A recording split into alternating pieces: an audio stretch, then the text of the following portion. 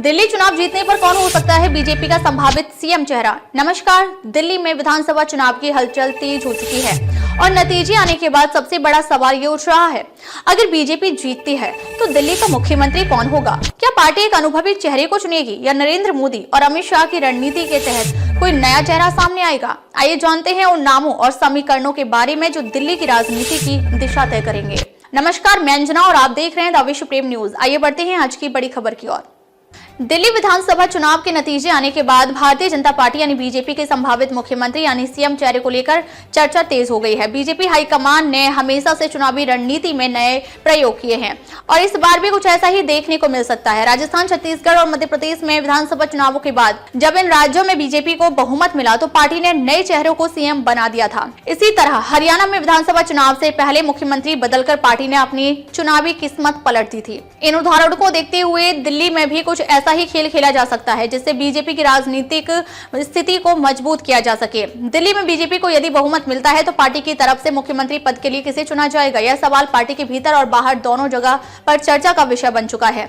Delhi BJP के कुछ प्रमुख नेताओं के नाम चर्चा में है, लेकिन पार्टी के रणनीतिक दृष्टिकोण को ध्यान में रखते हुए बीजेपी हाईकमान की ओर से एक नई दिशा भी तय की जा सकती है। बात करें उन नेताओं के बारे में जिनके नाम सीएम पद के लिए संभावित रूप से सामने आ सकते हैं तो दिल्ली बीजेपी के सीनियर नेता जैसे मनोज तिवारी, विजय गोयल और डॉक्टर हर्षवर्धन का नाम इस सूची में प्रमुख रूप से है।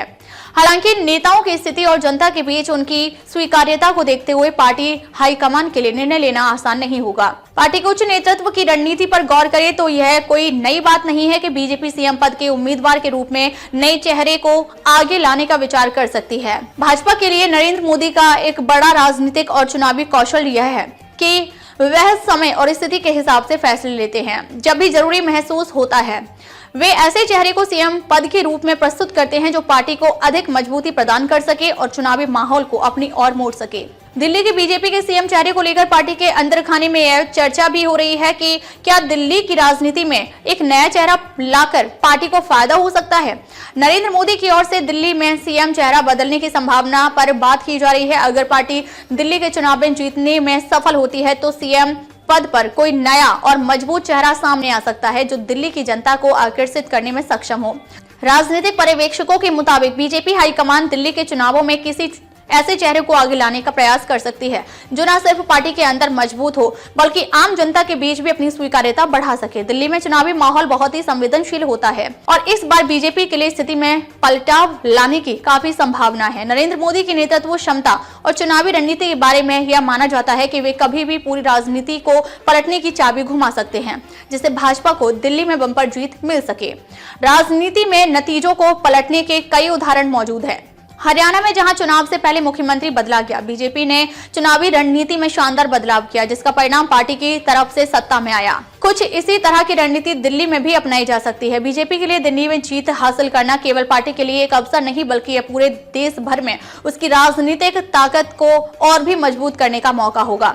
इसके अलावा दिल्ली विधानसभा चुनाव में बीजेपी का नया चेहरा न सिर्फ चुनावी रणनीति का हिस्सा होगा बल्कि यह पार्टी की भविष्यवाणी और संभावनाओं के साथ भी जुड़ा रहेगा। पार्टी के रणनीतिकार अब इस बात पर काम करेंगे कि किस चेहरे को दिल्ली में लोगों के बीच एक नया संदेश देने वाला और एक नए युग का सीएम चेहरा बनाया जा सकता है। साथ ही यह भी कहा जा रहा है कि यदि बीजेपी दिल्ली में सीएम पद के लिए कोई नया चेहरा सामने लाती है तो यह पार्टी की नई दिशा को साबित करेगा। निश्चित तौर पर दिल्ली चुनाव परिणाम और बीजेपी का संभावित सीएम चेहरा आने वाले दिनों में एक बड़ा राजनीतिक सवाल बनेगा। बीजेपी के राजनीतिक रणनीतिकारों की यह कोशिश निश्चित तौर पर दिल्ली चुनाव परिणाम और बीजेपी का संभावित सीएम चेहरा आने वाले दिनों में एक बड़ा राजनीतिक सवाल बनेगा। बीजेपी के राजनीतिक रणनीतिकारों की यह कोशिश रहेगी कि पार्टी के लिए सबसे उपयुक्त और मजबूत सीएम चेहरा सामने लाया जाए जो दिल्ली की राजनीतिक स्थिति को पूरी तरह से पलटने की क्षमता रखता हो। दूसरी तरफ ये भी चर्चा है, पार्टी के भीतर कई नामों की चर्चा है लेकिन कुछ प्रमुख नेताओं के नाम सामने आ रहे हैं जिनके बारे में माना जा रहा है कि वे बीजेपी के संभावित मुख्यमंत्री पद के उम्मीदवार हो सकते हैं। दिल्ली के बीजेपी सांसद वीरेंद्र सचदेवा का नाम भी संभावित सीएम चेहरों में लिया जा रहा है। वे दिल्ली की सियासत में एक अनुभवी नेता माने जाते हैं जो पार्टी के लिए कई चुनावों में महत्वपूर्ण भूमिका निभा चुके हैं। उनका ताजगी और चुनावी दृष्टिकोण से पार्टी को फायदा हो सकता है। वे दिल्ली के नेताओं में एक लोकप्रिय और स्वीकार्य चेहरा बन सकते हैं जो पार्टी के कार्यकर्ताओं और दिल्ली वासियों के बीच समान रूप से प्रिय हो। रणवीर सिंह बिधूड़ी जो दिल्ली विधानसभा में बीजेपी के नेता प्रतिपक्ष हैं, भी बीजेपी के मुख्यमंत्री पद के उम्मीदवार हो सकते हैं। उनका नाम पार्टी के भीतर एक गंभीर नेता के रूप में लिया जाता है। दिल्ली विधानसभा चुनाव में उनकी सख्त रणनीति और प्रखर विपक्ष की भूमिका ने उन्हें पार्टी के अंदर महत्वपूर्ण स्थान दिलाया है। उन्हें राज्य की सियासत का गहरा अनुभव है और वे बीजेपी के लिए एक मजबूत उम्मीदवार हो सकते हैं। केंद्रीय मंत्री साध्वी निरंजन ज्योति भी बीजेपी के मुख्यमंत्री पद के संभावित चेहरे में शामिल हैं। उनका कद और केंद्रीय राजनीति में उनका अनुभव उन्हें एक प्रभावी नेता बना सकता है। साध्वी निरंजन ज्योति का नाम दिल्ली में बढ़ती बीजेपी की सियासी ताकत के प्रतीक के रूप में लिया जाता है। वे पार्टी के लिए एक नई दिशा और रणनीति प्रस्तुत कर सकती हैं। उनके तेज और आक्रामक भाषणों के कारण वे दिल्ली में पार्टी के प्रचार को नया आयाम दे सकती हैं। तो दोस्तों, ये था हमारा विश्लेषण दिल्ली चुनाव के बाद बीजेपी के संभावित मुख्यमंत्री चेहरे पर। आप क्या सोचते हैं कि क्या बीजेपी किसी पुराने चेहरे को मौका देगी या नया चेहरा आएगा? अपनी राय हमें कमेंट बॉक्स में जरूर बताएं। वीडियो को लाइक और शेयर करना ना भूलें और हमारे चैनल को सब्सक्राइब करें ताकि आपसे कोई भी बड़ा राजनीतिक अपडेट मिस ना हो। मिलते हैं अगले वीडियो में, तब तक के लिए जय हिंद। चलते चलते आपको कानून के अधिकार बताते हैं। पेट्रोल पंप और होटलों में टॉयलेट का उपयोग करना एक नागरिक अधिकार है और इसे विभिन्न सरकारी नियमों और गाइडलाइनों के तहत सुनिश्चित किया गया है। यहाँ इस संबंध में जानकारी दी गई है। पेट्रोल पंप पर टॉयलेट का अधिकार, भारतीय पेट्रोलियम मंत्रालय के नियम 2016। सरकार ने यह निर्देश दिया है कि सभी पेट्रोल पंपों पर साफ सुथरे और सार्वजनिक टॉयलेट उपलब्ध होने चाहिए। आपका अधिकार। यदि पेट्रोल पंप कर्मचारी आपको टॉयलेट उपयोग करने से मना करते हैं तो आप इसकी शिकायत संबंधित तेल कंपनी जैसे इंडियन ऑयल, भारत पेट्रोलियम के हेल्पलाइन नंबर पर कर सकते हैं। शिकायत कैसे करें? यह पेट्रोल पंप पर तेल कंपनी के शिकायत का नंबर लिखा होता है।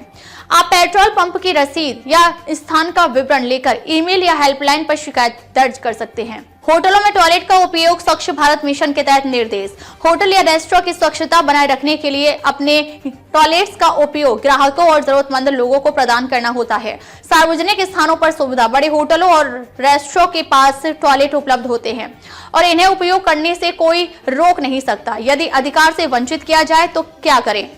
शिष्टता से अनुरोध करें। पहले होटल या पेट्रोल पंप के प्रबंधन से विनम्रता से बात करें। स्थानीय अधिकारी से संपर्क करें।